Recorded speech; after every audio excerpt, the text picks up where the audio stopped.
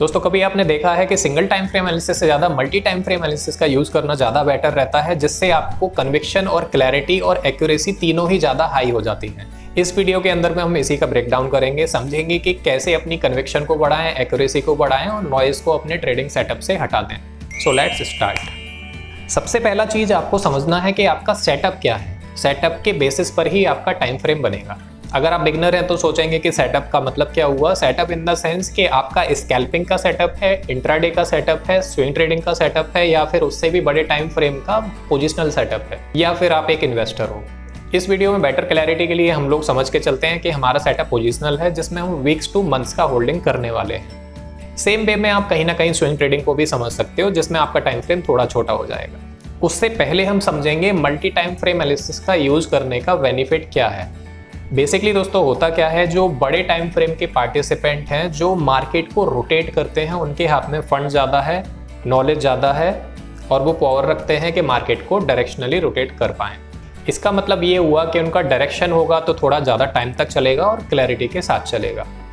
अब यही बड़े लोग के माइंडसेट का जो क्लैरिटी है वो आपको छोटे टाइम फ्रेम के अंदर नहीं दिखेगा। समटाइम क्या होगा, बड़ा सेलर सेल करेगा बट आपको छोटे टाइम फ्रेम के अंदर छोटा सपोर्ट दिखने के बाद में आपको स्टॉक का कॉन्ट्राडिक्शन नजर आएगा ऊपर की साइड। ऐसे केस में अगर आप मल्टी टाइम फ्रेम एनालिसिस को इंपॉर्टेंस नहीं देते हैं, नहीं समझते हैं, तो आपका एक्यूरेसी डेफिनेटली डाउन जाने वाला है, जिससे आपका लॉस ज़्यादा होगा।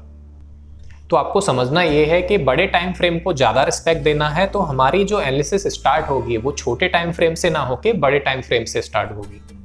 इससे पहले आपको कन्विक्शन देने के लिए एक पॉइंट बताना चाहता हूँ कि हमारे जैसे सीरियस ट्रेडर्स कभी भी सिंगल टाइम फ्रेम एनालिसिस नहीं करते हैं। They always prefer some multi time frame analysis और काफ़ी सारे इनपुट्स यूज़ करने के बाद ही हम एक एंड में जाके एक सिंगल ट्रेड बनाते हैं। तो आपको बड़े टाइम फ्रेम का रोल समझ में आ गया। जहां पर आपने देखा बड़े टाइम फ्रेम का सपोर्ट या रेजिस्टेंस ये है, उसी डायरेक्शन में ही आपको छोटे टाइम फ्रेम के अंदर में अपना ट्रेड बना लेना है। इससे कुछ एक अच्छी चीज़ें होंगी, जैसे कि आपका नॉइज़ कम होगा। आप बहुत सारे ट्रेड्स नहीं लेने वाले हो जो विंड की या फिर डायरेक्शन की अपोजिट डायरेक्शन में होंगे। जब आपको बड़े टाइम फ्रेम से क्लैरिटी ज़्यादा होगी तो आप अपने ट्रेड को होल्ड कर पाओगे विद एक्स्ट्रा कन्विक्शन। यहाँ एक और प्रोफेशनल पॉइंट है, कन्विक्शन।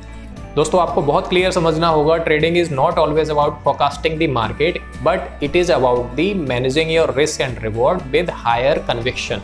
जब गेम कन्विक्शन का आ जाता है तो हमारी प्रॉफिटेबिलिटी एंड एक्यूरेसी अपने आप ही बढ़ जाती है, जिससे हमारा रिटर्न ऑन इन्वेस्टमेंट ज़्यादा होने वाला है। आपको सिंपल चीज़ें समझनी है, उनको ही फॉलो करते रहना है, इसी को हम ट्रेडिंग कहते हैं। जब आप रैंडम चीज़ें करते हो, चीज़ों को कॉम्प्लेक्स बनाते हो, जिसका आउटकम क्या होने वाला है, जिसकी आपको समझ नहीं होती, उसको हम लोग गैम्बलिंग करते हैं, जो कि मार्केट में ज़्यादातर लोग करते हैं। दोस्तों मैंने डिसाइड किया हुआ है, जो मेरा प्रैक्टिकल ट्रेडिंग एंड इन्वेस्टिंग का एक्सपीरियंस है ऑलमोस्ट एक डिकेड का, उसके ही एक्सपीरियंस को मैं इस चैनल के ऊपर मैं शेयर करूँगा। क्वान्टिटी कम होगी वीडियोज़ की, बट क्वालिटी कॉन्टेंट देने की कोशिश रहेगी। अगर मेरी नॉलेज शेयरिंग आपको अच्छी लगे तो इस चैनल को सब्सक्राइब जरूर कीजिएगा, और सब्सक्राइब करने के बाद में बेल आइकन बटन दबाना मत भूलिएगा, जिससे कि मेरा नेक्स्ट वीडियो का नोटिफिकेशन आपके मोबाइल पे पहुंचेगा। चलिए मिलते हैं नेक्स्ट वीडियो में।